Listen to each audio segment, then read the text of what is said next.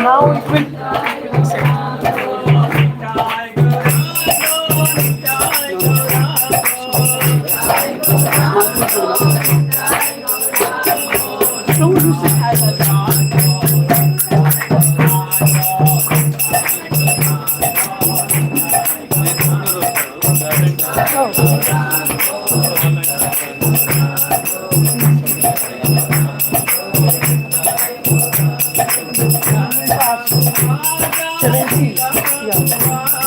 start now.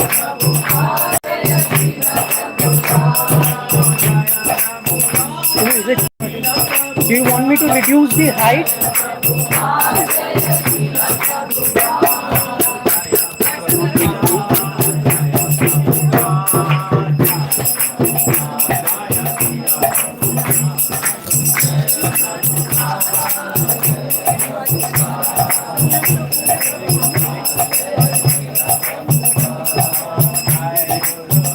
So Prabhu, this is to be opened and kept in the last slot, and this is to be spread out. Last slot, not any of the other slots.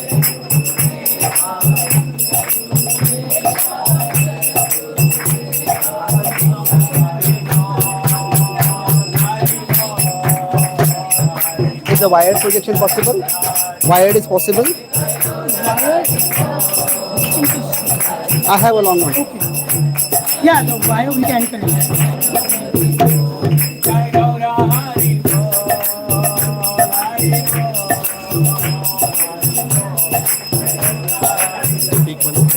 Sorry?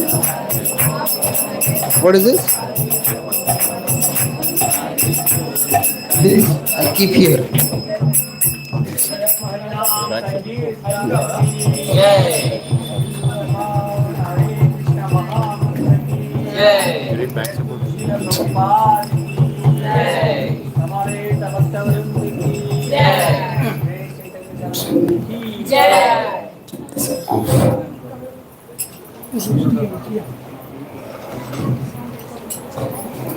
Hare Krishna. Am I audible to you? Okay. Hare Krishna. Hare Krishna. Hare Krishna. Hare Krishna. Hare Krishna. Hare Krishna. Hare Krishna, Hare Krishna, Hare Krishna. Another one. Yes, silent please. Hare Krishna. Hare Krishna, Hare Krishna, Hare Krishna. Hare Krishna. Hare Krishna. Hare Krishna. Hare Krishna. Krishna Krishna. Krishna Krishna. Hare Hare. Hare Hare. Hare Ram. Hare Ram. Hare Ram. Hare Ram. Ram Ram. Ram Ram. Hare Hare. Hare Hare. So we would want to thank Satyanarayan and Gaur Prabhu if you are here. Hare Krishna. Where is Prabhu? Yeah. Hare Krishna. Yeah, Prabhuji is the owner of this place and he is giving this place for today evening program. So every Sunday. Not only this today, every Sunday. Hare Krishna. So let us.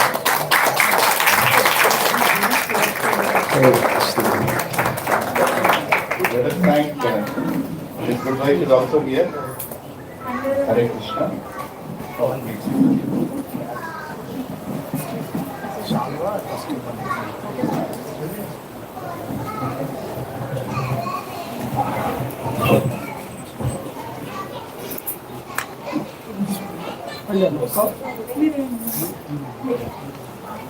Hare Krishna. Thank you.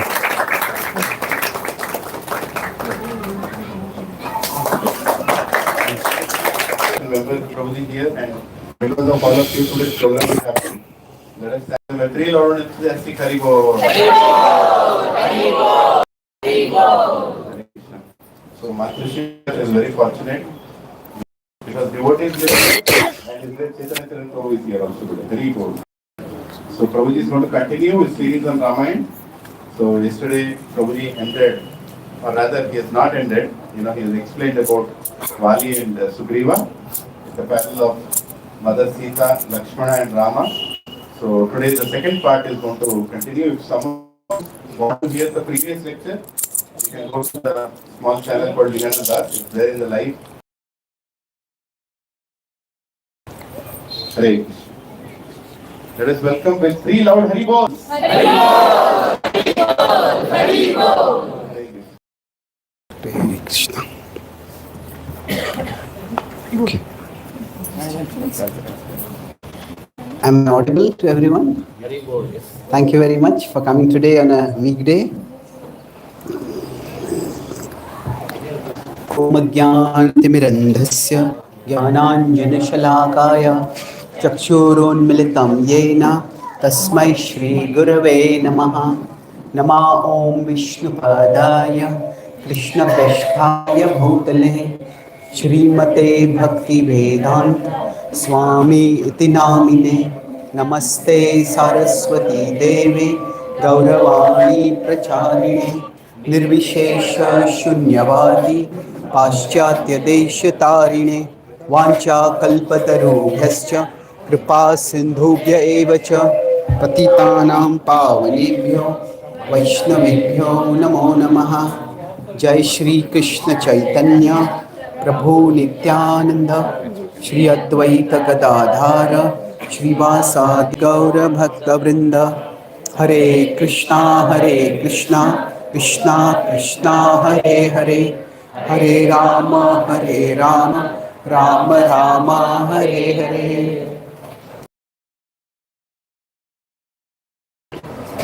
Hare Krishna. I think the volume is going up and down. Yes. Okay.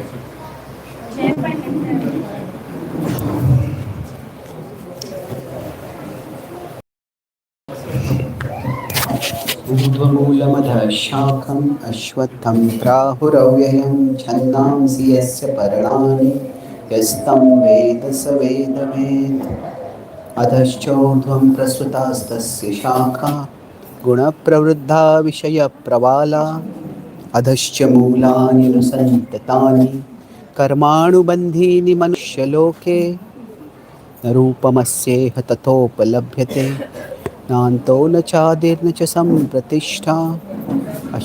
Can you hear me without it? You're able to hear me? No. Shvattamenam suvirudhamulam asangashastreణ dhrudheन chitva tatah padam tat parimagitavyam. Otherwise I can use this. We can just move ahead. Is that okay? Tatah padam tat parimargitavyam Hare Krishna, Krishna Krishna, Hare Hare, Hare Ram, Ram Ram, Hare Hare.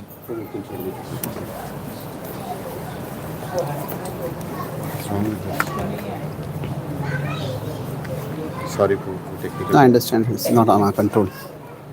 Hare Krishna, yeah, sure. Hare, why is this not working? Krishna Krishna Hare Hare. Hare Ram, Ram Ram, Hare Hare. Ah. The mic seems to like you and dislike me. Hare Krishna, Krishna Krishna, Hare Hare, Hare Ram, Ram Ram, Hare Hare. Good, fixed it. Can you speak again, please? So today we are going to discuss about the Ramayana, and we'll be discussing about how misunderstandings occur and how they can be avoided. Am I audible to everyone? Yes. Okay. Still breaking? Okay. So broadly we are discussing the Ramayana. I think it is going up and down. Yes. Isn't it? Are you able to hear me or no? It's going up and down. Okay. Is this working steadily? Or? It will, it won't be that loud. Okay. Hare Krishna, Hare Krishna. Okay. Okay, let me start off. Hare No, Krishna. it's going up and down. Hare Krishna, Hare Okay, Krishna. if I bring this very close. Hare Krishna, Krishna Krishna, Hare Hare, Hare Ram, Ram Ram, Hare Hare. There are always two elements that work together. What are those elements? Choice and chance. So, when some situation comes upon us, to what extent? To what extent was it due to choice? And to what extent is it due to chance? Now, this happening is chance, but our continuing with it is choice. Hare Krishna. Hare Krishna. Should we put it here? Should we put this? Yeah, keep it. Let us see that way. Yeah, just hold this top also. Sorry. Let's see if it works. Hare Krishna, Hare Krishna. Yeah, it's interesting. Can you hear me now? Okay. So, okay. Definitely a product of choice and choice. And especially this matters when some things go wrong. Because when things go wrong, our human tendency is that if the mistake has happened from my side, then I say it is because of chance. So it's then it is chance. Somebody else's, it is choice. This is how things keep going downwards and getting degraded. You want to prefer that? No, I'm just keeping it aside. Okay. So yesterday I started by talking about how Vali and Sugriv, and we are comparing the situation with the situation between Ram and Lakshman after the abduction of Sita. So Vali and Sugriv, they had a misunderstanding, and that misunderstanding was largely a product of chance. Sugriv thought that Vali had died, and then Vali thought that Sugriv had conspired against him to seize the kingdom from him. Now both these happened because of circumstances. So broadly, when I'm using the word chance, I'm using it to refer to all the factors that are beyond our choice. So when this happened, at that time things started going down, especially because Vali held on to his suspicions. Not just his suspicions, his conviction that Sugriv was guilty. So we discussed how that was a matter of choice. So the situation that comes upon us, that may be a matter of chance. Now that situation may also create a first impression, and that first impression may be wrong at times, but that first impression is also an understandable product of, we could say, chance. So when we see particular situations, say, I may have told this incident to some people, some of you earlier. Once I was in Radha Gopinath temple in Mumbai, and I had a class, and after it was a festival program. So after the class, I went down to the kitchen to take prasad, and by that time, most of the prasad was over because a long question answer session, not just in the class, but after the class, people came and talked, and there had been a sweet over there which had already got over. So I was a bit annoyed. And then I saw there was another senior devotee sitting on the opposite side. And that devotee had sweet in the plate, and that sweet had got over. And then that devotee was asking, do you have more sweet? Do you have more sweet? And the servers were telling, no, unfortunately sweet is over. And one server said no, he was asking another server, he was asking third server. Now because he was a very senior person, everybody was running around. And I was thinking, you already had one helping. Why are you making such a you and cry about it? And then finally, like often the servers, in case food gets over in future, they make their own plates and sometimes they keep it. So one of the servers, from their plate, he brought the sweet and was about to serve me. And I was thinking, this is utterly shameless. You had one helping, you are taking somebody else's helping. And then at that time, that devotee said, no, I already got it. He hadn't got sweet, and he pointed to me. Give it to him. So he had been doing all this for my sake, but I was thinking that if that last part of the incident had not happened, where somebody actually brought that sweet and then he said it's for me, I would have gone on thinking what a attached or what a shameless, what a self-gratifying kind of person this is. So we could say that sometimes our circumstances come by chance. The first impression that comes from those situations can also be by chance. And the first impression may paint that person in a negative light. But after that, when we hold on to that first impression and utterly refuse to revise it, that is not a matter of chance. That is a matter of choice. But that's how we discussed that yesterday. We considered Wali. See, a first impression comes that the kingdom. And Wali was dismissive about others' perception. He said, he just understood. What did he start doing? He started saying that what I am doing is right. That Sugriv is such a terrible person that I should kill him.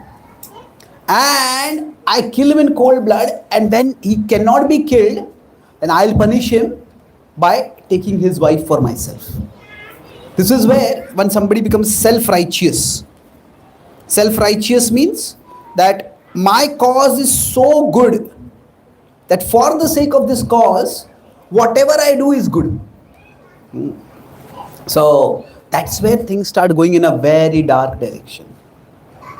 So now this is how this conflict, the two people are friends, two brothers are friends, okay. Hare Krishna, Hare Krishna. Should we keep it vertically, maybe? Okay, it will not stay vertically.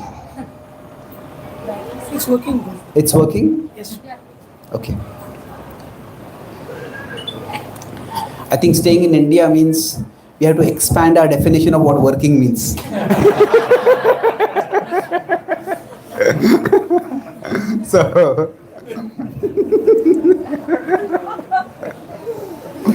So it seems the last year Jugaad was included in the Cambridge dictionary.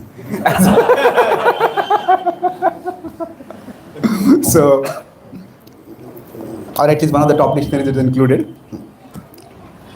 So now at this point, today we discussed about, so I contrasted this with the incident where Ram and Lakshman, there's also a difference of opinion. Lakshman said this is not an actual deer, this is a demon in the guise of a deer. Sita said no, it's a simple deer, and Lord Ram went along with him. And then it turned out it was a demon. So at that time, Lakshman went away, and then Lakshman went away because Sita spoke hurtfully to him, and then Sita was abducted. At that time when Ram and Lakshman met, this a terrible thing had happened, and we could say it was chance, maybe some small mistake. But what could have been made it worse was they blaming each other. Ram could have blamed Lakshman. Why did you leave Sita? You should not have taken her word so seriously. She was caught in the grip of emotion. You should have stayed calm. Lakshman could have blamed Ram. I told you it's not a deer, it's not a demon. You didn't listen to me. That's why you went chasing after it. So now this is where that choice did not happen. And because that choice did not happen, things did not become worse. It was a very bad thing that happened, Sita's abduction, but it did not become worse. So generally speaking, today I'll be moving forward we'll move forward this past time a little later, but today we'll move towards the theme of Vibhishan, Ravan and Kumbhakarna. And there also we'll talk a matter of choice and chance. And we will explore how things worked out. So now, in philosophy, there is always a question, do we really have the power to choose? Do we really actually have free will at all? Now, there are lots of people who try to argue that we don't have free will. And they can come both from the traditional side and the modern side. So, from the modern side, there is a body which says that we are all products of our brains. And our brain is wired. So, everything that we do is just a product of the neurochemistry of our brain. And therefore, we don't have any free will. And in the traditional perspective, that we all have some conditionings. We all are bound by our conditionings. And therefore, we don't have any free will. So, there are proponents of this from both sides. And there is some truth to it. But the thing is that often error in judgment occurs when some truth is made into the complete truth. So our conditionings do shape our choices. But how much? Our brain chemistry does affect us. So for example, if somebody has drunk alcohol and then they are driving a car and somebody suddenly comes across the road, one of the things that alcohol does it slows down one's impulses. Now, so if somebody was drinking alcohol and driving and they couldn't hit the brakes fast enough and they hit someone, then can we say that alcohol is to blame? Well, you can say yes, alcohol is the immediate cause, but the person drank alcohol and drove, that is they're responsible for that. So the point is that physical agents can affect a person's choices. So many times in casinos where there is gambling, there's also drinking. Now there are, at least we have devotees in Las Vegas also, and everywhere we have devotees. I was talking with one devotee in Las Vegas. They say that they have rules that if a particular client has drunk beyond a particular quantity, then they are not allowed to gamble. That now you are not sober enough to decide whether you want to gamble. Well, even before whether you are sober is open to question.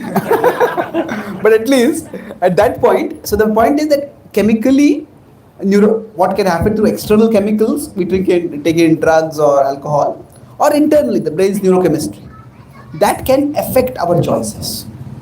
But the difference between affecting our choices and controlling or determining our choices. So what does this mean? Let's consider this from the perspective of Ravan now.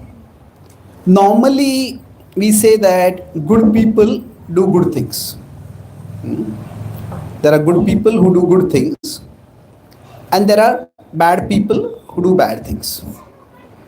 That is how things are. Krishna also talks about there are two kinds of people in the world.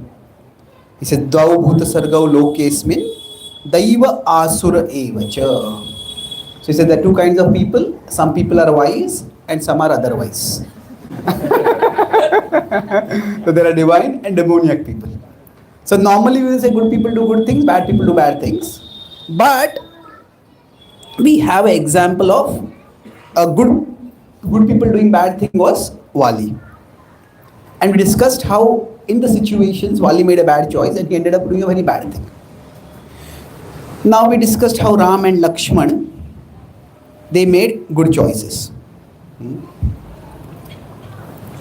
Now we could say Vibhishan, is he really a bad person? Well, he was in a bad group of people. He's not a bad person. But let's consider Ravan. Getting two bottles. The quantity is still in their controls. Often they now in the range. So this range is determined by factors beyond our control that we can call as chance. So somebody has a conditioning of alcoholism from behind. So for them to say no to alcohol is going to be very difficult. That option might not be there on their mind's menu at all. But still they can make the best among the range of choices, or they can make the worst among the range of choices. So best could be, I have this craving, I can't, but I'll just take one drink and I'll move out of that place. Or they can say, I'll not just take one drink, I'll take as many drinks as I can. I'll take 10 drinks and then I'll insist on driving the car after that. That would be the worst choice. So we always have a range within which we choose. And the exact range may come by, we could say, chance. But within the range, what we do is up to us. So we were going to talk today from Ravan and Vibhishan's perspective. We won't go into Kumbhakarna so much, because Kumbhakarna really did not exercise that much choice, although he could have. So, so what happened, broadly speaking, when Sita was abducted?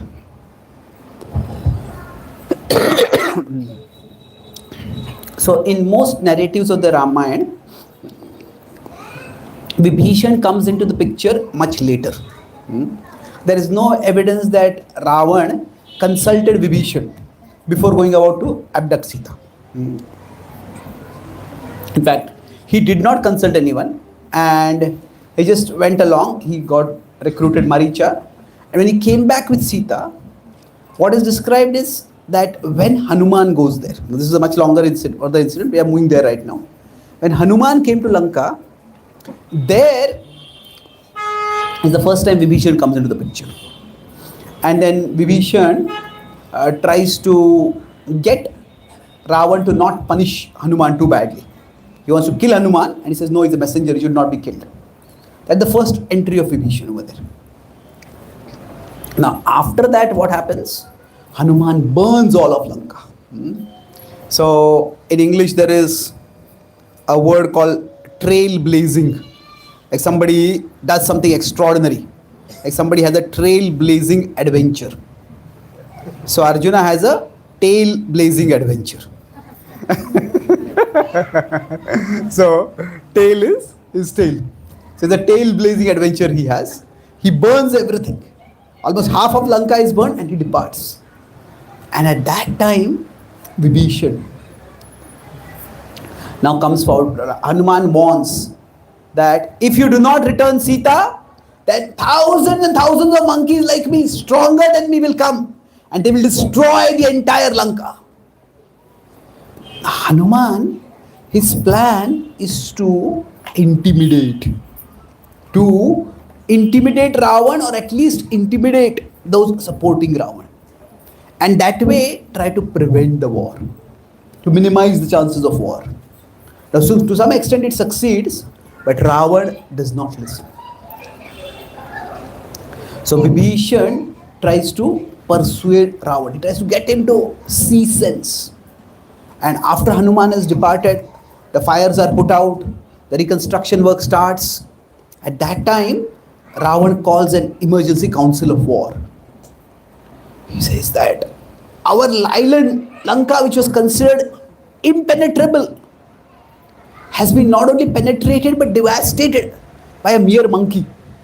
This is a crisis unlike what we have ever faced. in our life till now. So generally, water is considered to be one of the safest protections.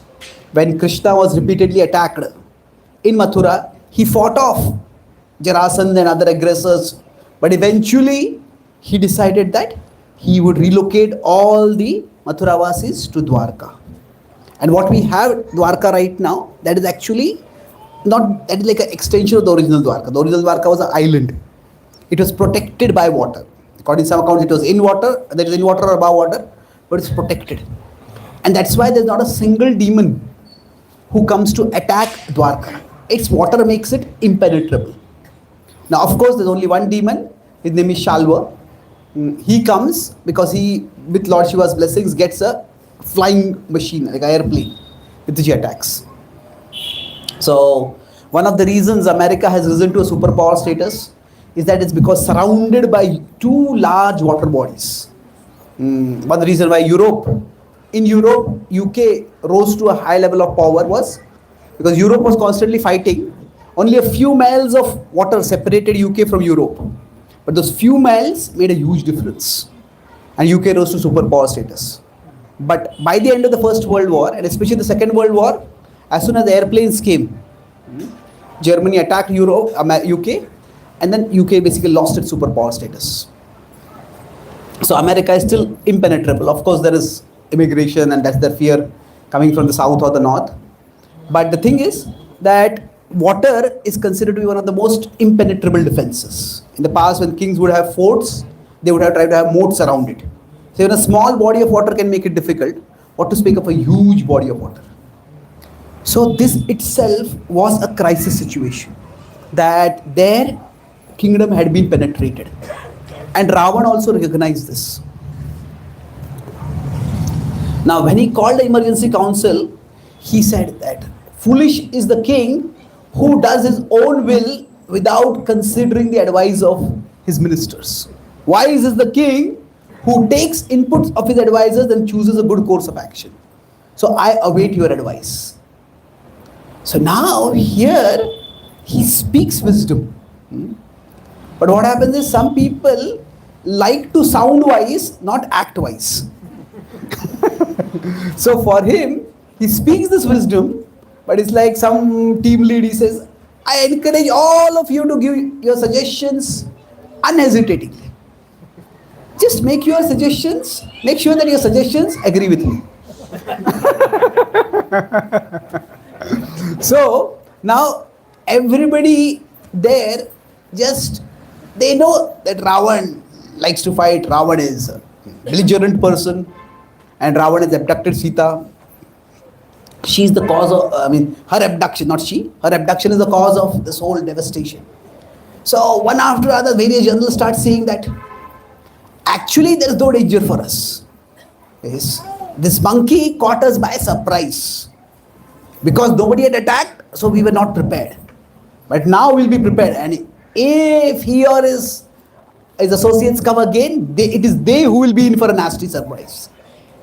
Other general said that actually this is an insult to us. So rather than waiting for them to attack, we should go and attack them. We should pursue them, pursue Hanuman, find his supporting forces and attack them and destroy them. If we go with full forces, we will be able to destroy them. So basically, nobody spoke against the idea of confronting. The only dispute was about how to confront. Whether to wait for them to attack, or another way he said that you let us send spies to follow Hanuman and we will find out where Ram is. And then we will attack him by surprise and we will destroy him. Okay, can you hear me till now? Yeah. Okay.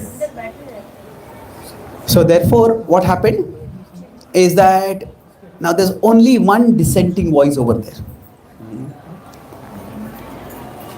Actually, there were two dissenting voices. One was Vibhishan, the other was Kumbhakarna. Now interestingly, Kumbhakarna said, Kumbhakarna happened to be awake on that particular day. So, so he said that, you know, oh brother, yeah, you can keep this. Can you hear me without it? No. Okay. Okay, I'll just. Hare, I'll have to change it. Huh? If it is going to done quickly, better not experiment. Hare Krishna, Krishna Krishna, Hare Hare. Okay. Hare Rama, Rama Rama, Hare Hare. So Kumbhakarna said that, oh brother, you are consulting us now, but you didn't consult us before you abducted Sita. So that was a very rash act. But you are fortunate to have a brother like me. You know, I will deal with this rashness. Let Ram and his army come and I will destroy all of them for you.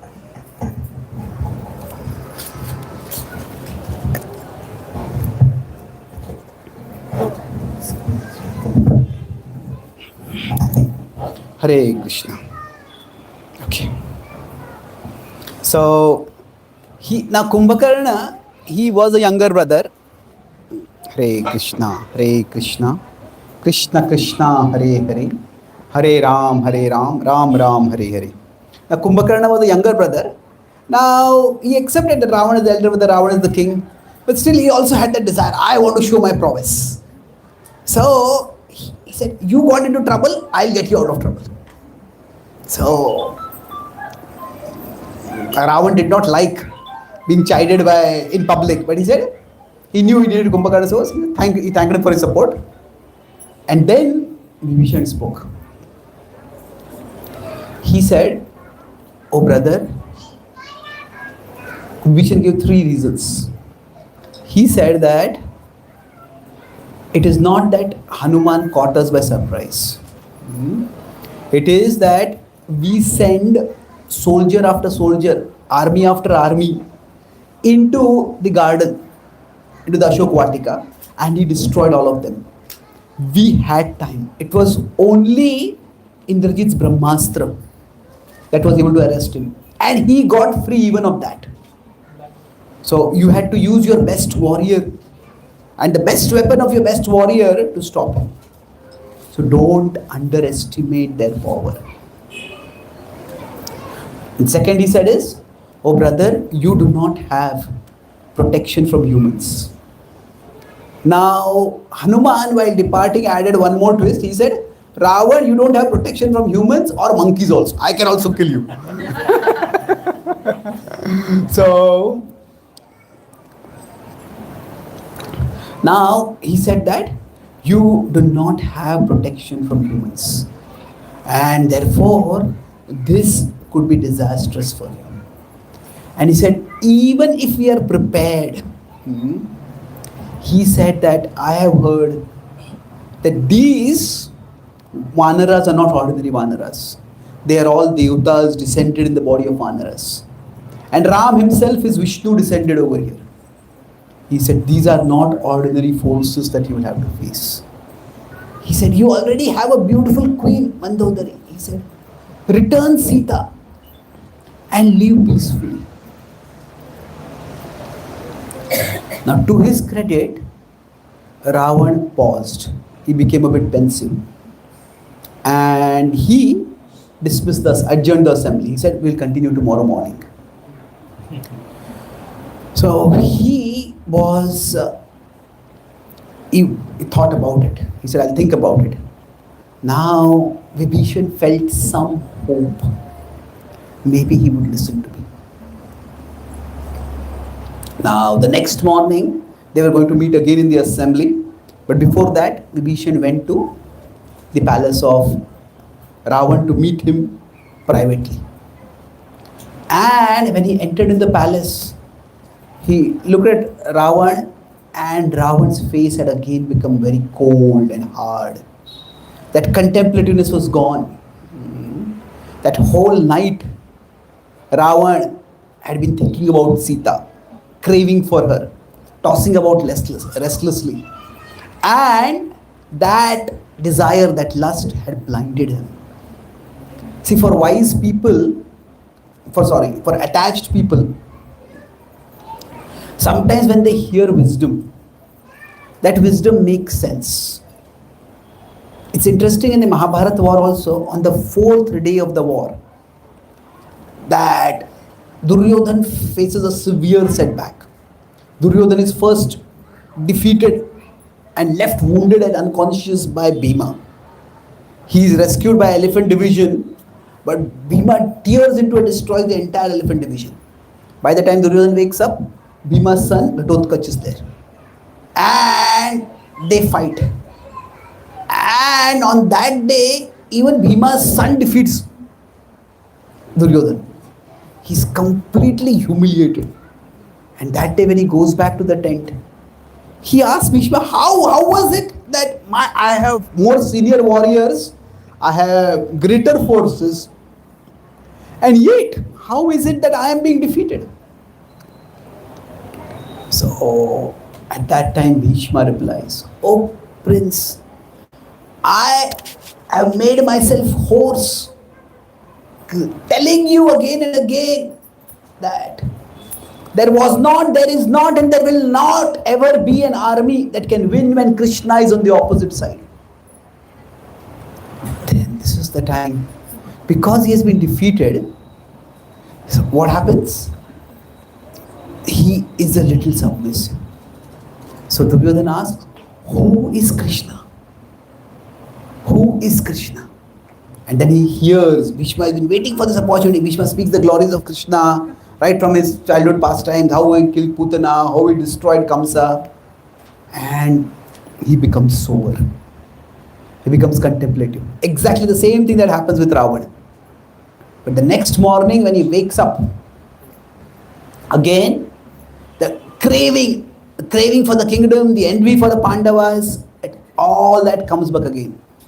So wisdom always acts. Wisdom is like illumination. It is always illuminating.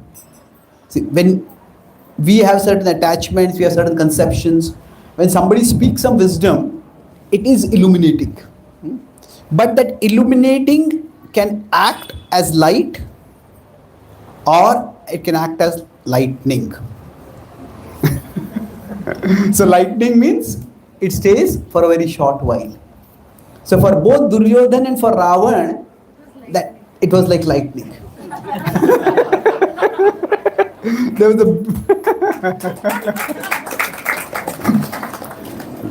There was a bit of contemplative movement, but it went away.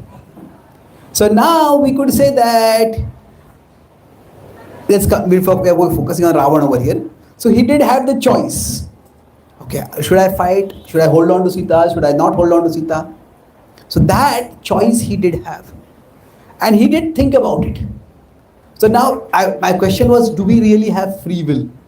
So in this case, what happened? His conditioning, his lust, his craving, that overshadowed whatever wisdom he had. Now, could he have avoided that? Well, yes. If he had not dwelt on Sita so much, we could say, okay, now he doesn't have a sense of moral boundary that this is somebody else's wife. But at least, okay, this is, that if you can't be deterred by morality, then at least you can be deterred by mortality. Isn't it? So, morality is, this is wrong. Mortality is, this may cause my death. So, isn't it? There can be different deterring agents. But deterrence is, okay, I should not do this. So, deterrence can come by many factors. So, he had no deterrence because of morality. But at least his thought of his mortality, that I might die, that did come in.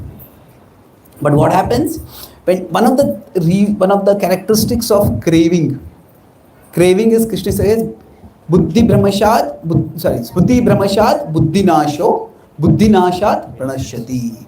So it destroys one's intelligence. So the intelligence can come from our own memory, intelligence can come from others' words that we remember, or it can be others' words that they remind us again and again. But it doesn't stay. So now his choice, that the dhyato, what we contemplate on, that is up to us. We can contemplate our attachments and our indulgences, and then we will be pulled in that direction. But if we contemplate the words of scriptures and the caution that comes from that, so in one sense, we can say that we have free will? Yes, we have free will, but we are pushed, or we can say pulled, we are pushed to act as we remember. So remembering is a matter of choice. Then after that, getting pushed to act is a matter of chance. Chance means what? That's beyond our control. Like we choose what we dwell on. The Bhagavad Gita gives the example, talking about this over here. This where the three boundaries I talked about.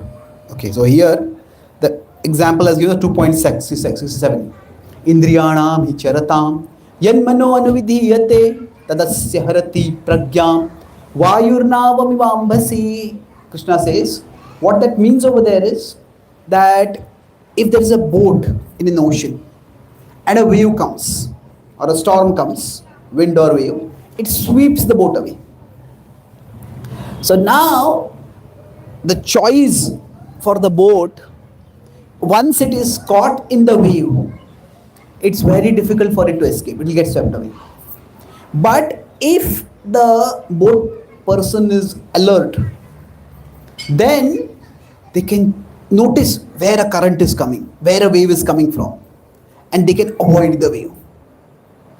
So that wave that comes, what Krishna says, Indriyanam hi charatam yan mano anuvidhiyate. These two lines basically was saying that outside in the world there are many objects, they all come within our perception, but we dwell on something. So once we start dwelling on something, then a current comes and that current sweeps us away. The choice is about what we are dwelling. But once we make that choice, then what we will be doing almost goes out of our choice. So if somebody is alcoholic, they're dwelling, when can I get alcohol? When can I get alcohol? And then they may create.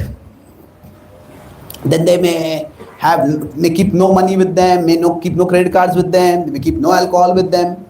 But still they'll find some way to end up doing what they want to do, what they're craving to do. So there is always this dynamic of choice and chance. So what we are dwelling, that is a matter of choice. What we are doing thereafter becomes something beyond our control. So Ravan said, when Vibhishan spoke to Ravan, please don't let our entire kingdom be destroyed just for the sake of your desire for Sita. So Ravan just turned away from Vibhishan. He paid no heed to him. Vibhishan's heart started sinking. And there are times when we feel that some disaster is coming. We know it is coming, but we feel as if there is nothing we can do to prevent it. So that was the feeling Vibhishan was having. Then that day in the court, again Vibhishan made an extremely earnest plea. He said, oh brother, I speak only out of concern for you and for our kingdom and for our soldiers. He said, please do not send our entire kingdom on the path to destruction just for the sake of one woman. Now this was the time. There are remarkable parallels between the Mahabharata and the Ramayana. Now this is the time when Indrajit speaks. And Indrajit insults Vibhishan. He says that you are a coward and you are making everyone else into cowards.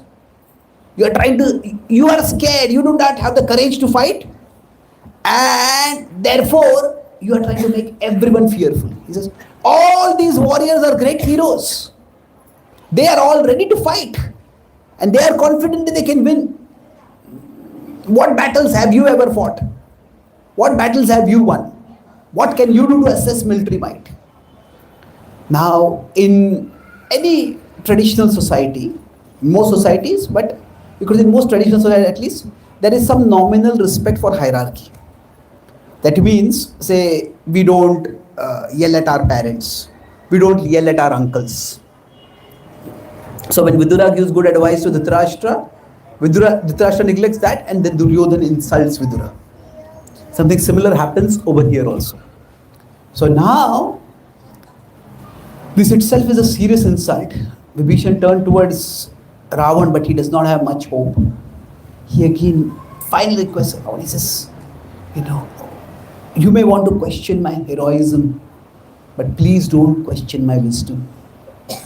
He said, please don't send our entire kingdom to the path of destruction.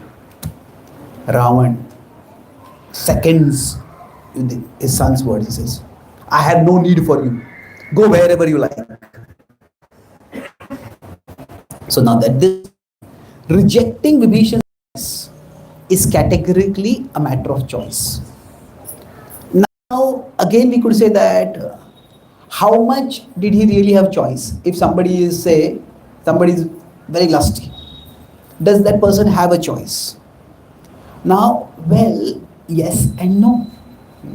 See, Ravan did have a sense of fear of his mortality. And that's why he never tried to force himself on Sita. Now, he could have thought that I am so powerful that even the God's curses won't work. But he said it's too risky to try it out. So he did have some fear of his mortality. So that means some deterrence was working for him. Some people try to twist the whole story around, and they try to make Ravan into a Dravidian and Ram into an Aryan, and then they try to create a conflict.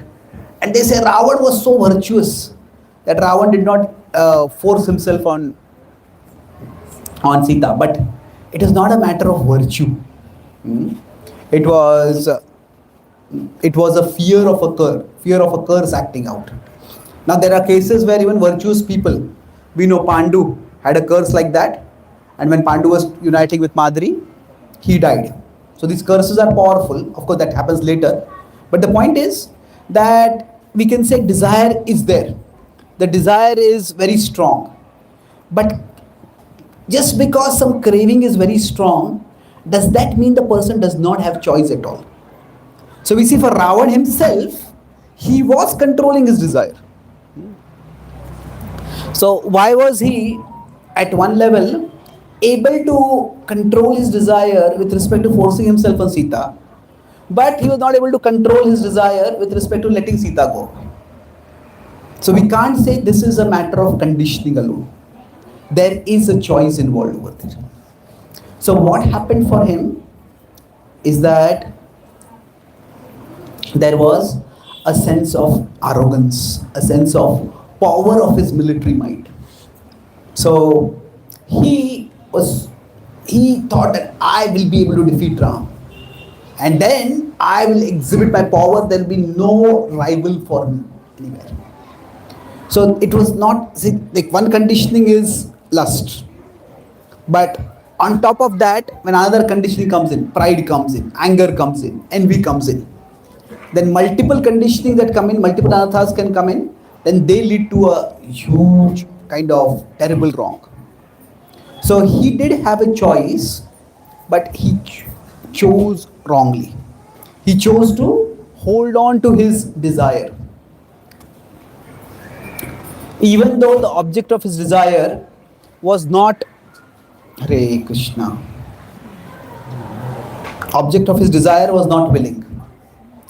Now his hope was that if he defeats Ram and he kills Ram, then Sita will submit to him, because Sita has no other protector left. It's quite likely that Sita had already told him that she would never give himself to her. She would probably end her own life. She would go sati or something like that.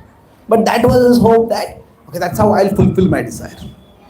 But the point is, our conditionings don't excuse our choices. That nowadays there's this tendency to say alcoholism is a disease. And yes, it's a disease, but that doesn't mean whatever an alcoholic does there can be excuse for that. There is always a range, and within that range a person can stay. Now we look at the other side, and now Vibhishan had to make a choice.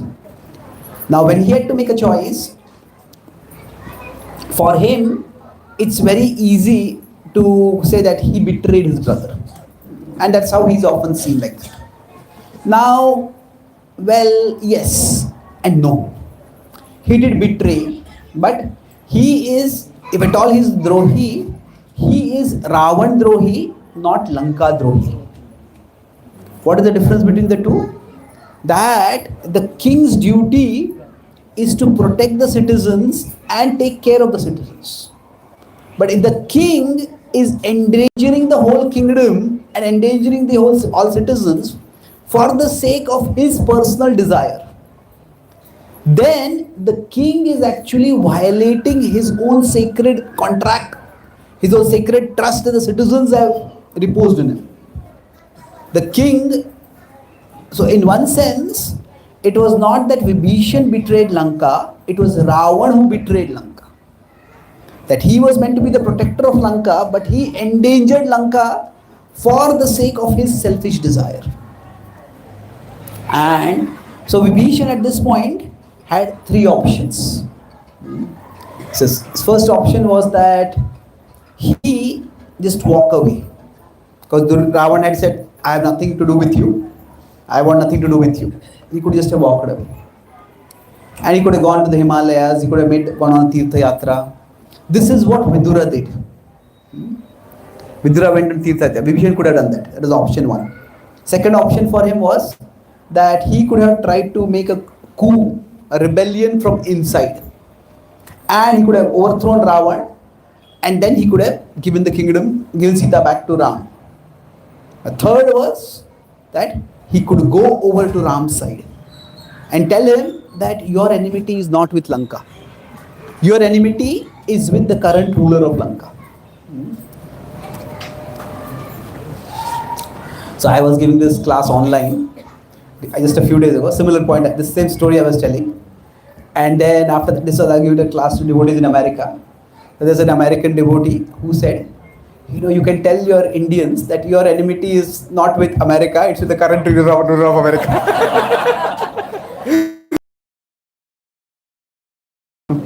So now,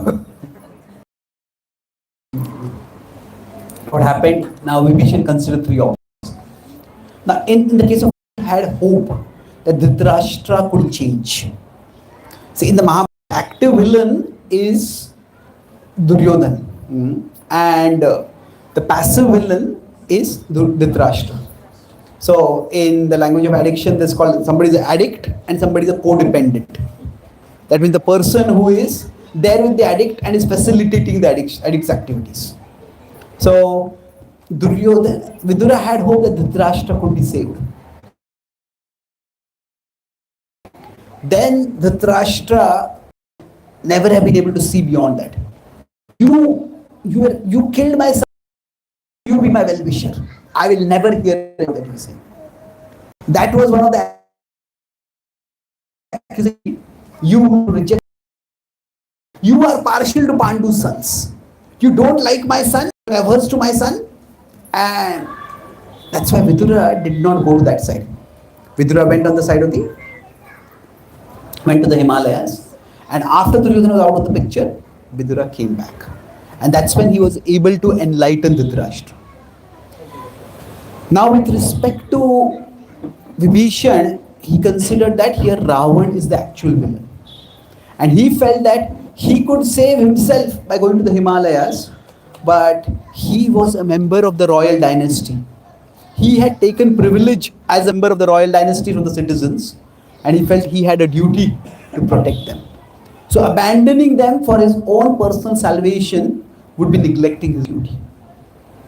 And he recognized that his influence was not large enough that he could possibly bring about a rebellion over there. Ravan may not have many faithful followers, but he had many fearful followers. That sometimes people who are tyrants, the way they create, if anybody opposes, they make an example out of that person. that they may create terror in people's minds. So he realized that he would not be able to incite a rebellion. That's when he decided to go over to Ram's side. And now this was an act of a double degree of courage. One is, first of all, that rejecting Ravan. If Ravan came to know about it, Ravan could catch him, torture him, and cause him immense pain before killing him.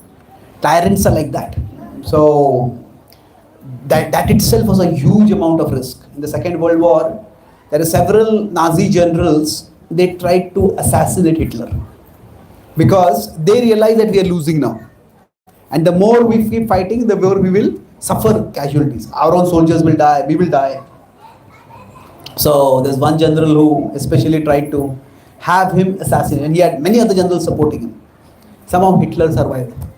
And after Hitler survived, what he did was, he hung those generals to die, but he did not use a normal rope.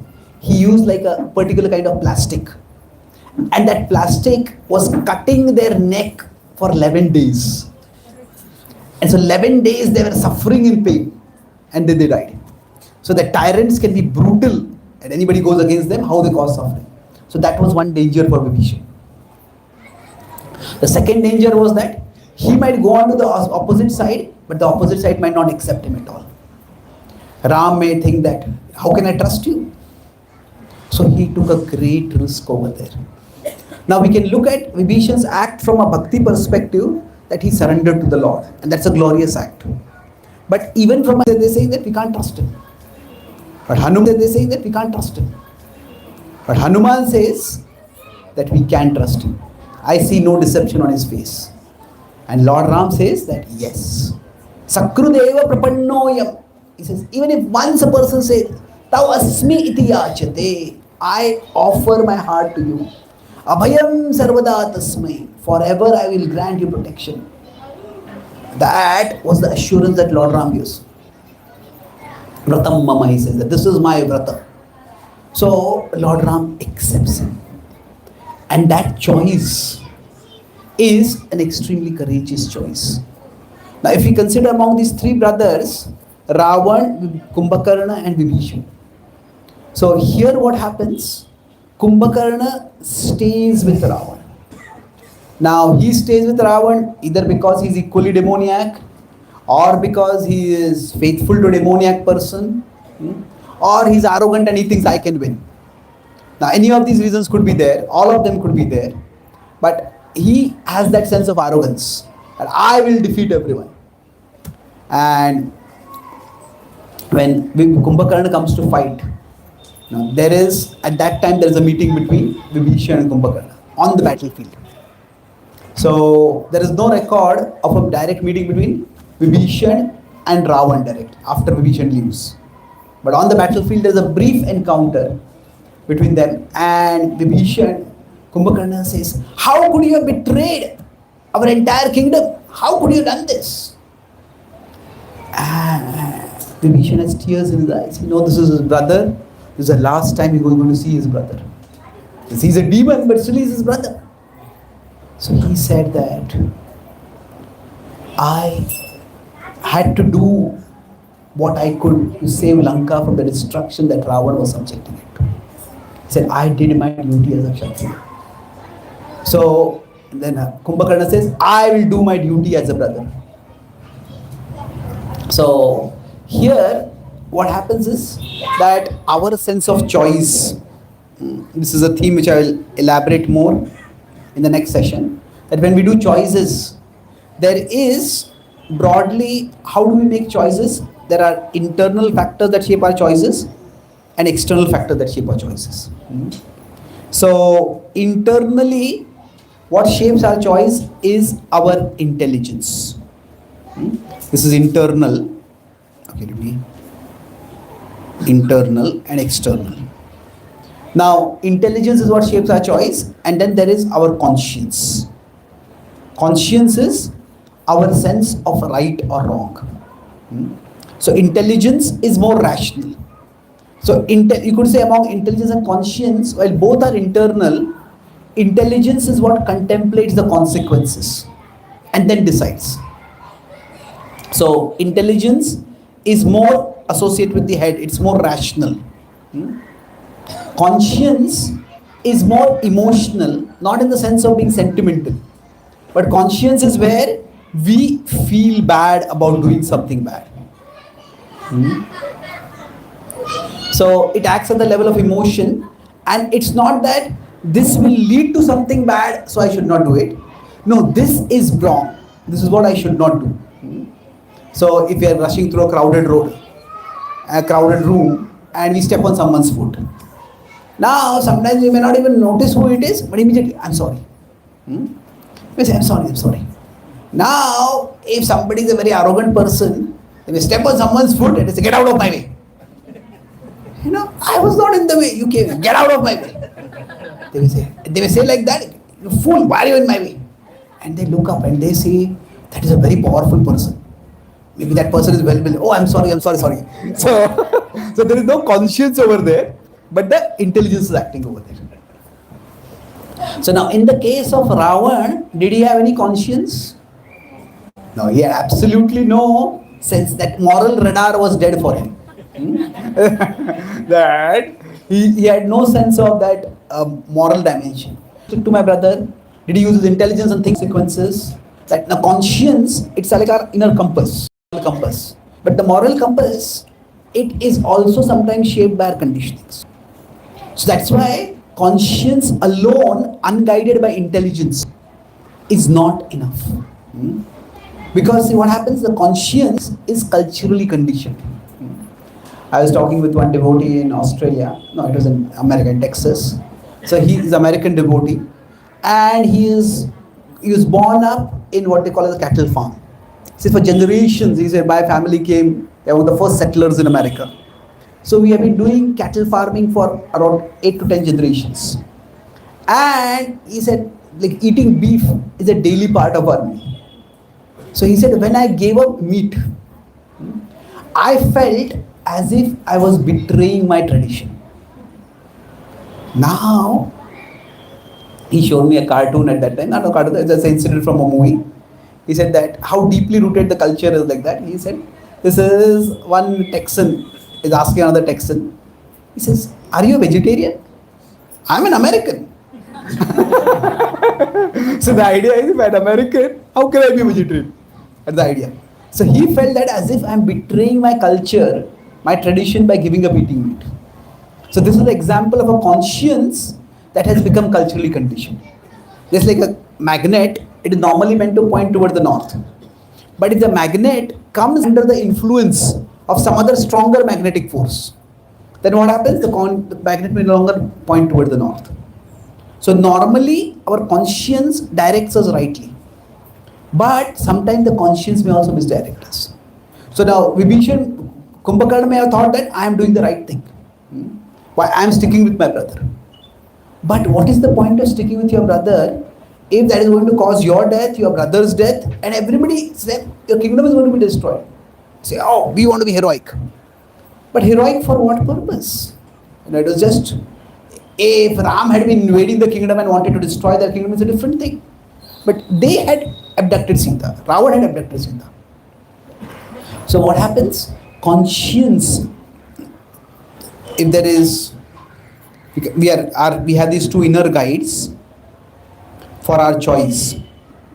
So if we have only conscience and we have only intelligence, if we have only conscience, then what may happen is that because of, we may be culturally misled. Culturally misled means our culture may tell us, by using the word culture means whatever way we grew up in, whatever conceptions of right and wrong we grew up in. Some of them may be right, some of them may not be right. So our compass can get misdirected. So we may be culturally misled. Now if we have only intelligence without conscience, then it will not that we will give up wrong, it will be like a rational, it's more like a strategic pause than a no. It's like, I don't feel that this is a wrong thing. I won't do it just now because I don't have the power. In future, if I can get the power, if I can get away with this, then what's wrong with it? So that way, for Ravan, the intelligence was there a little bit. Initially, when he wanted to abduct Sita, Maricha said, "Don't do it." He agreed. So the intelligence was there, but it was not because this is wrong. It is that, hey, maybe it will lead to bad consequences. But then later Shurpadha came and incited him with the desire for Sita. Then he told Maricha, you listen to me or I'll kill you. So that was just a pause, and that pause was strategic. It was not a principled no. So just having intelligence without conscience is also not adequate. Ideally speaking, what we should have is both conscience and intelligence. So generally speaking, our intelligence is developed by Shastra. The more we study scripture, the more we nourish our intelligence, the more we learn to make good choice. We at least learn to see the consequences of our actions. And by that we learn to make good choices. Now, how is our conscience developed? It is developed by Shuddhi. It is by purification. Now, purification can happen by sadhana. Purification can happen primarily by the remembrance of Krishna. So it's like, what is it? I earlier gave the example of a magnet. If there's a small magnet, so what is a small magnet over here? An individual conscience. Our conscience is like a small magnet. But then there could be a cultural conception. Cultural conceptions, they are like a large magnet. And sometimes what happens is the cultural conceptions may overshadow one's own small magnet. This is conscious. So for example, if you are in the military and the military gives orders, that military top brass gives orders, kill all innocent people, shoot all these children also dead. So now what may happen is, now should I obey the military or should I not obey the military? Now I have joined the military to fight against soldiers, to fight against enemies. I didn't join the military to kill small children. So sometimes the peer pressure or the pressure of the culture, everybody is saying yes, I have to say yes. So after the Second World War, there were Nuremberg trials. Basically, the Nazi soldiers and Nazi officers were tried. That how could you kill all these Jews in the gas chambers? And their reply was, we were just following orders. And these were the orders we got and we are following it. So that was not accepted as a defense. It said that you have your own individual conscience. So sometimes the cultural conceptions may overshadow it.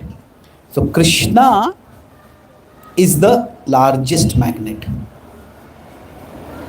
So if we bring our consciousness closer to Krishna, this link is established. This is what will lead to Shuddhi. This will not lead to purification. And then our inner moral compass will also start pointing rightly. And that's how we will be able to make good choices.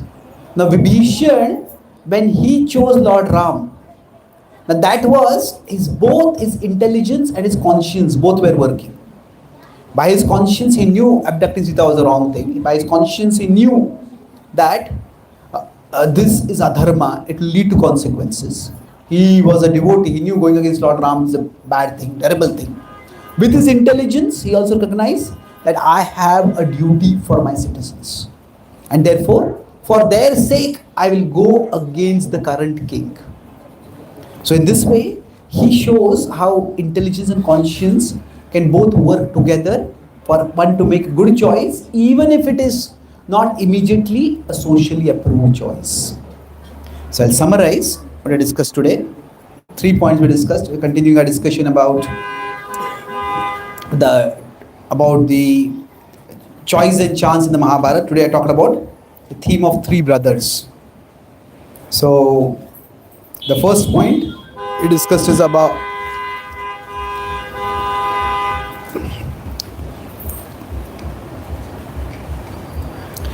say once past, we discussed that we started the story of Vali and Sugriv, and there we discussed that how much the past affect our present.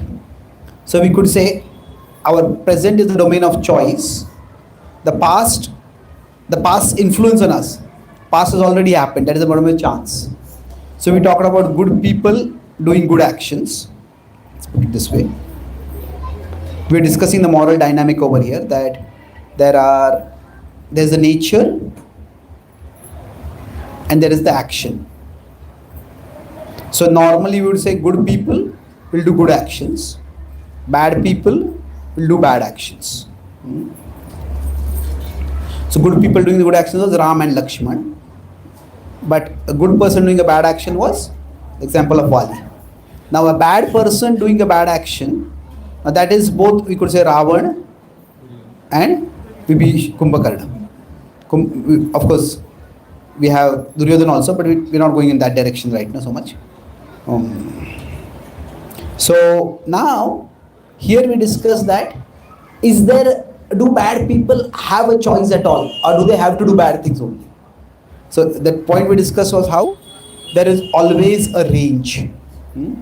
So the range itself, the range that is there, that is a matter of chance. What is the range? That means that has come from the past. We can't control that. But within the range, we have choice. What do we choose? And we look at Ravan himself, that Ravan, he had craving for Sitala. But then there was deterrence. There was no deterrence because of morality for him. Was there deterrence because of mortality? It's interesting how it worked. Mortality because of curse, there was a deterrent. But mortality that of opposing attack, like attack by forces, that did not act as a deterrent for him. So he got some wisdom, but that wisdom acted as a light rather than lightning. No, it acted as a lightning rather than light. So we discussed at this point the example that what we are dwelling on, dwelling mentally, that is a matter of choice for us. For all of us, what we dwell on mentally, that's a matter of choice. But once we start dwelling on a particular thing, then doing physically, that will become something beyond our control. Like a boat caught in a particular area, in a particular current, will be swept away. But whether the boat gets into that current or not, that's a matter of choice for us. The last part I discussed was about how, for our choice, there are two internal factors that choice shapers. They are intelligence, conscience. Now, we discussed at one level how, okay, let me put in another, both based on a sense of conscience as well as his sense of intelligence. Could just put all these four characters in one sense over here. There's conscience and there is intelligence. So we can have it can be positive or it can be negative. It can be positive. That means intelligence we can use for a wrong purpose. So we can say Vibhishan had both of these positive. Now, what happened to Ravan was initially Ravan was initially here, that he had intelligence, but he went down over here. He had intelligence, but he gave up his intelligence because of Dhyayato Vishaya. Now, what about Kumbhakarna? Where was he? He had a sense of conscience, but his conscience itself was negative. And we could say Kumbhakarna was in one sense always here itself. So, it's not that he didn't have conscience, but his conscience was also misleading him. So for all of us, we can try to prepare, we strengthen our conscience through study of scripture, through Shuddhi, through purification. Krishna is the ultimate magnet, and improve our intelligence through study of Shastra. And this way, we all can make better choices. Thank you very much. Hare Krishna.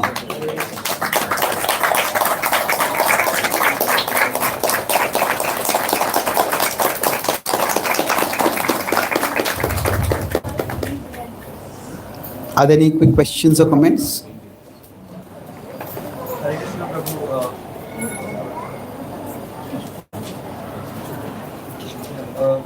we saw how The first one. You can repeat the question. Kumbhakarna initially asked, he thought that you should have asked before you actually abducted Sita. Do you think that he would have replied in a positive way or negative way if Ravan actually had consulted him? And this is comes from a question: can bad people make good choices?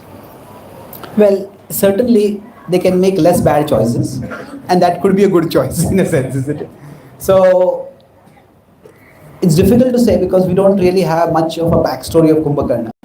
Kumbhakarna was more craving for food than sexual pleasure, the way Ravan was. So he could have possibly seen the folly of what Ravan was saying. Now, whether he could have, if he had said no, also would Ravan have actually agreed to it, listened to it? That's also open to question. So, in historical what ifs, what if this had happened? They are sometimes entertaining as mental explorations. But in general, I don't think Kumbhakarna's advice Ravan would have listened to also. Yes. Any other questions? Yeah, Maricha I did not listen to initially. So that's why once he was triggered, then he just lost his good sense. Whatever little good sense he had. Correction. Thank you very much for the wonderful session. Like when I hear sessions like this, the wisdom again always feels very illuminating, but often it strikes only as a lightning, but doesn't last as light. How can I improve? Okay. So we hear good wisdom, but that also doesn't stay with us. See, I think, is it also like lightning for us? Well, yes and no. See, there are three levels at which you can look at it. First is that, especially within the Bhakti tradition, Shravanam is also purifying. So, even if after that there is no Smaranam and there is no acting on it, if we are just hearing, that itself is purifying. So, in that sense, don't devalue that. So, we will get purified by that gradually. Now, it can be a problem where that hearing is only for show and there is absolutely no effort to act on it. There is inability to act on something and there is unwillingness to act on it. And beyond unwillingness to act, there is further, you could say, there is a intention to pretend that I am such a nice person. That's what I pretend publicly. So that's when, see, for everyone, between our ideal and we could say our real, who I am, there is always going to be a distance. This is inevitable for everyone. Now the question is that, not that there is the distance, the question is what are we trying to do about the distance? One way is that, the healthy way is that we try to lift up the real. The unhealthy way is we bring down the ideal. That this is not a practical ideal, so just bring the ideal down. But this is bad. The worse is that, what is it? The worse is what? We hide the real and we exhibit the ideal. This is what is mithyachar. But if we are not doing that, if we are trying to implement, then gradually we will be able to implement it. Now sometimes we also have to be careful in terms of understanding our strengths and our weaknesses. So if you consider this the Atma may have many conditionings, many temptations to fight with. So for example, India has Pakistan as a threat, India has China as a threat. Now India has taken some strong action against Pakistan.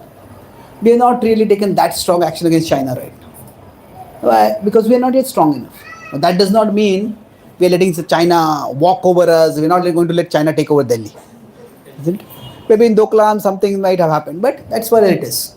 So like that, some anarthas for us may be like China, and we cannot really fight against them and win right now. So if we make our entire spiritual life about fighting an anartha that is not winnable for us now, then if India concentrates all energy on fighting against China itself, and not only will we still be defeated by China, but we may be attacked by other countries also, isn't it? So we have to accept that, okay, this particular anartha, I cannot fight against it at this particular point. That doesn't mean I surrender to the anartha completely. There is some boundary, so there is some regulation, and we move on. We focus on strengthening ourselves, fighting against those anarthas which are winnable for us. And as we gain strength, as we gain confidence, strength and confidence are two opposite things. Strength is actual having the capacity to fight and win. Confidence is having the belief that I can fight and win. So we need both strength and confidence. So gradually, as our strength and confidence increases, strength will increase by our practice of bhakti, confidence will increase by our actually being able to defeat some anarthas, some maybe small anarthas. Then we will be able to tackle the bigger anarthas also. And third is to have some boundaries. It's good we can keep ourselves in a community, in a culture, where even if we go off, we won't go away way too far. There'll always be some external cultural boundary that also come upon us. Okay, thank you. That's good. The choices, you said internal, intelligence and conscience, and it is also external that you indicated. So Yeah. are you going to cover that in this class probably, or just Very wanted to ensure that you don't miss anything? Yeah, good point. Thank you. Are we going to cover the external also? Yes, definitely. See, external, very sharp observation from your side. So, external are primarily shaped by two factors. One is the law, and the other is the culture. So, now certain things may be culturally disapproved. Say, for example, if we come to polite society, now somebody may be used to speaking swear words. But if they come to a polite society where such words are not used, then they themselves will pause and not use those words. So it's like an external deterrent, that's culture. And then there's law also. So law is that you will be punished for something. So, so those are external factors, and we'll talk about them when we talk about the four brothers. Okay. Thank you. Any last question before we stop?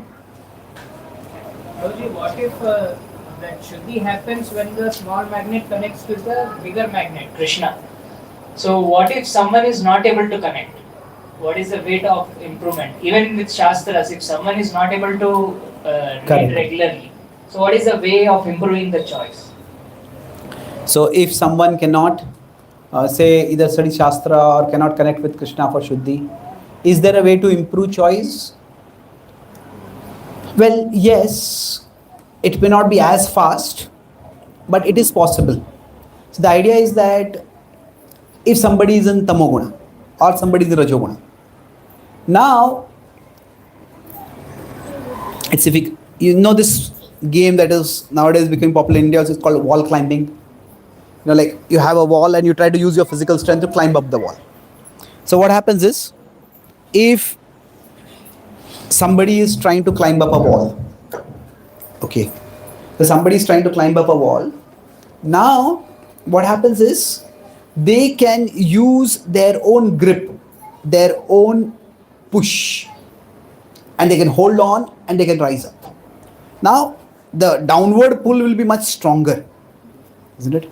Because the gravity is there. So like that, for all of us, wherever we are at the, you could say, on the moral wall, going down is very easy. Of course, it's not that easy. If you could say that in this particular thing, there's a grip for the hand and there is a support for the leg. So even if we fall, we will fall at a particular level. We won't go all the way down. So, for example, say somebody has somebody likes to drink, and they keep drinking, but they have a job, and they have at least enough sense of responsibility that I have to go for my work. Like that's why alcoholics, there are two categories. There are functional alcoholics and there are dysfunctional alcoholics. So Dysfunctional alcoholics means they can't take care of their own health, they can't take care of, they can't hold a job. But functional alcoholics is that they have a very dysfunctional relationship with alcohol.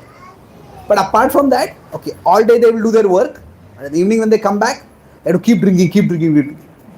But still by the next morning, have enough sobriety to go back and work. So what happens is they are falling, but there is a footrest over there. Okay, they have enough sense of responsibility that I should not lose my job. We can pull ourselves. So okay, I have a job, I am taking care of my family, but I want my child to go to better school. And that means I'll have to work harder. I want to earn more money. I need to get a raise. Then I have to kick this habit of alcoholism, so that my boss will trust me and will give me a promotion. So then that could be one thing which sense of responsibility can pull a person up. That's possible. But it's possible, it's laborious. Now what happens is, if Krishna is up here and Krishna gives us a rope, and that rope helps us. So that is the process of Krupa. That is the process of, we could say more precisely, it is grace. Mercy and grace are sometimes used interchangeably, but they are not exactly the same thing. Mercy means what? Whatever negative we are supposed to get, some punishment, some karmic consequence, that is decreased. Like that's why some criminals may file a mercy petition. Now grace is whatever positive we get, that is increased. We get more positive than what we deserve. So in that sense, the word Krupa in Sanskrit includes both these senses. So the idea is that by our connection with Krishna, we can be pulled upwards. So going back to the specific magnet metaphor, even if there is not an ultimate magnet,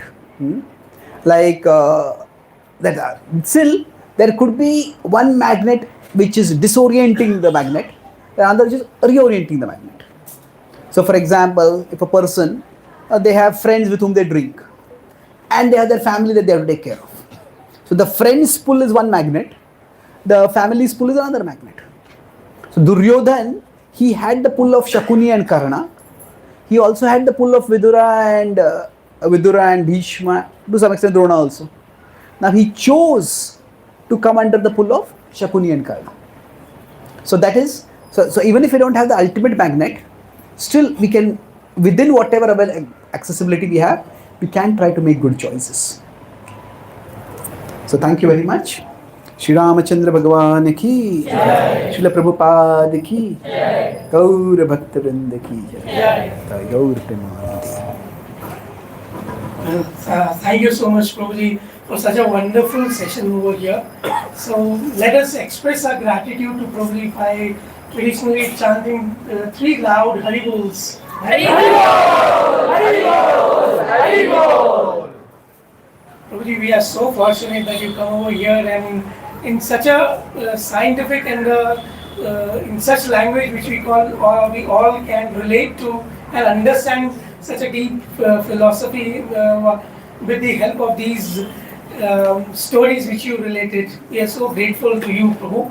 Thank you so much, and we request you, please do keep coming over here and inspiring us more and more.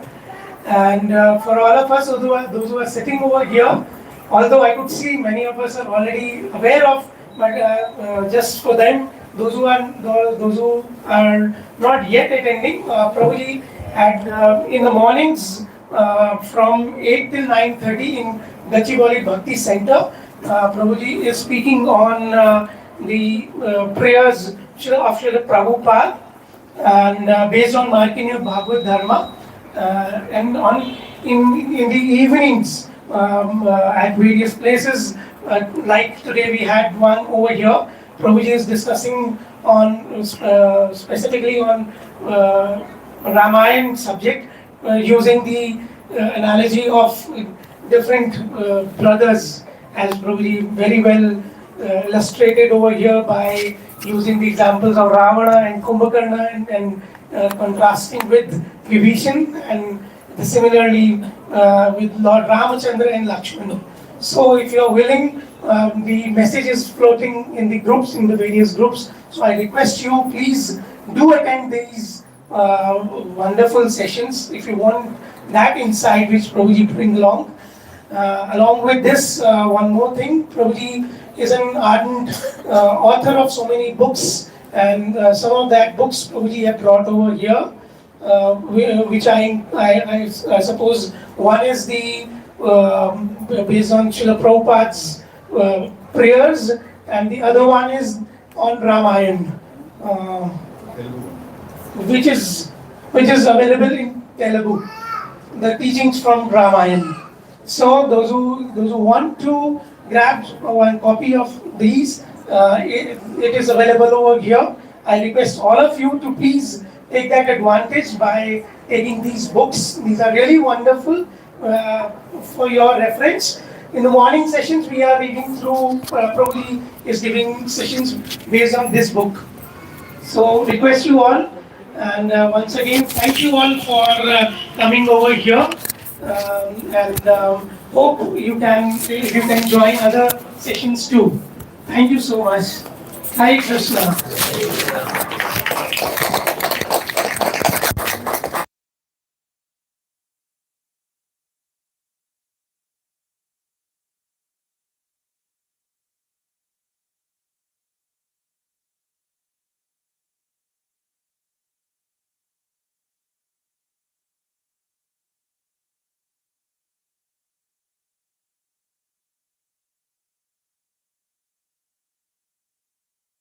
And there's some question answers or some information about some special talks I might be giving. If you want, you can join them. Thank you so much.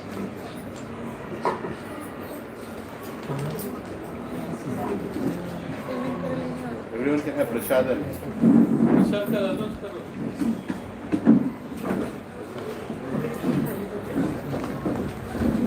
Hare Krishna, there is Ekadashi Prasadam for all over here. Please do honor that, because Prasadam is not different from Krishna. So if you want to experience Krishna, please do honor Prasadam. Thank you.